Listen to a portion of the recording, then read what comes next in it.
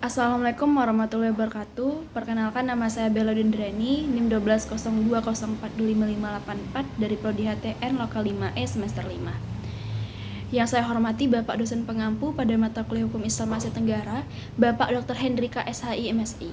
Baiklah, pada video kali ini saya akan menjelaskan mengenai hukum Islam di beberapa negara di Asia Tenggara, yakni Indonesia, Malaysia, Filipina, Singapura, dan Brunei Darussalam, sebagai pemenuhan hasil UTS pada mata kuliah Hukum Islam di Asia Tenggara. Langsung saja, saya akan menjelaskan mengenai hukum Islam di Indonesia. Seperti yang kita ketahui, beberapa hukum di Indonesia ini salah satunya yakni dapat kita ketahui sama-sama bahwa Indonesia itu adalah salah satu negara yang secara konstitusional tidak menyatakan sebagai negara Islam. Akan tetapi pada sebagian besarnya mayoritas penduduknya itu menganut agama Islam. Dan mungkin di beberapa daerah di Indonesia sebagian hukum Islam itu telah berlaku di Nusantara sejak zaman dari kerajaan-kerajaan Islam. Dan salah satu buktinya adalah adanya Papakem atau Kitab Cirebon yang merupakan salah satu bukti. Demikian pula di Kerajaan Sultan di Aceh, Kerajaan Pasai, Pagaruyung dengan Dang Tuhan Kobundo Kandung, Padri dengan Imam Bonjol di Minangkabau, serta Demak, Pajang, Mataram, bahkan juga Malaka dan Brunei Semenanjung Melayu.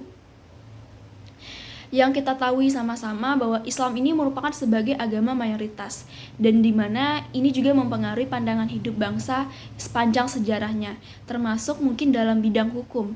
Dan dari kenyataan ini juga dapat dilihat oleh ahli hukum Belanda sendiri, sehingga mendorong pada saat itu yang namanya Willem Christian van den Berg itu dengan kawan-kawannya memperkenalkan adanya teori yang dikatakan atau disebut dengan teori receptio in complexu, bahwa hukum itu mengikuti agama-agama yang dibuat seseorang.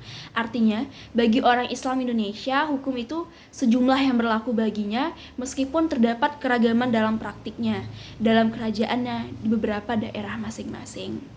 Dan kita ketahui juga bahwa hukum itu mengenai hukum Islam ini juga ada yang namanya hukum adat yang juga diperkenalkan di dalam teori resepsi ini, yaitu pada tahun 1974 sampai 1983. Dan dengan seiring beragamnya corak pemikiran teori hukum di atas serta perkembangan dinamika pemikiran dan penerapan hukum Islam di Indonesia dari masa pra-kemerdekaan sampai pasca kemerdekaan, maka muncullah teori eksternal eksistensi, yakni teori yang menerangkan tentang adanya hukum Islam dalam hukum nasional Indonesia. Dan dalam bentuk eksistensinya ini, keberadaan hukum ini, ada beberapa keberadaan hukum Islam, yakni pada bagian integral dari hukum nasional Indonesia sendiri yang bersifat mandiri, dalam arti kekuatan dan wibawanya ini diakui oleh hukum nasional yang ada di Indonesia. Dan juga mengenai norma hukum Islamnya itu sendiri berfungsi sebagai penyaring atau filter dari bahan-bahan hukum nasional Indonesia. Dan adanya juga ini, hukum ini juga menjadikan sebagai bahan dan unsur utama dari hukum Islam di Indonesia itu sendiri.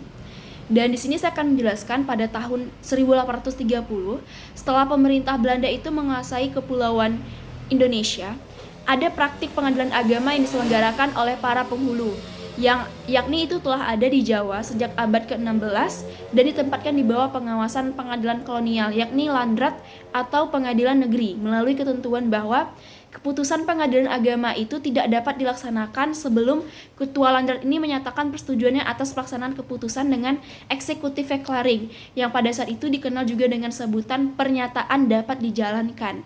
Dan hal ini juga mendapat dukungan dari pemerintah Hindia Belanda terhadap penerapan hukum Islam yang terbatas pada bidang kekeluargaan, yakni mengenai perselisihan antar suami istri, perkara tentang nikah, talak rujuk, dan perceraian antara orang-orang yang beragama Islam yang memerlukan perantara hakim agama Islam. Dan selanjutnya mengenai praktik memberi keputusan perceraian, menyatakan bahwa syarat untuk jatuhnya talak yang digantungkan itu taklik talaknya itu sudah ada pada saat itu.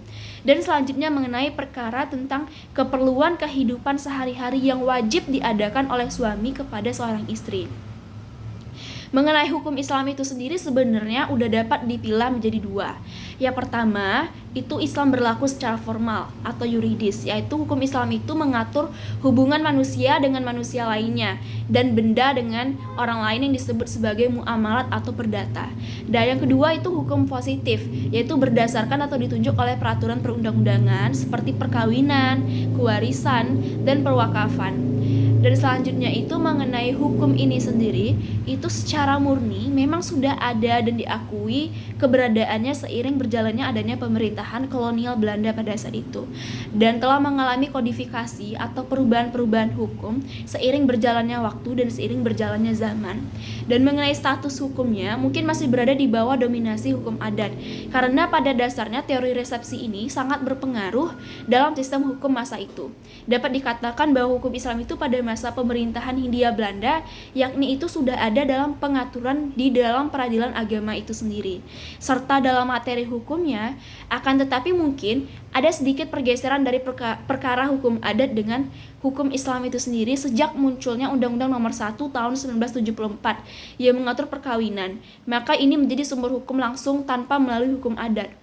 Dan seperti itu.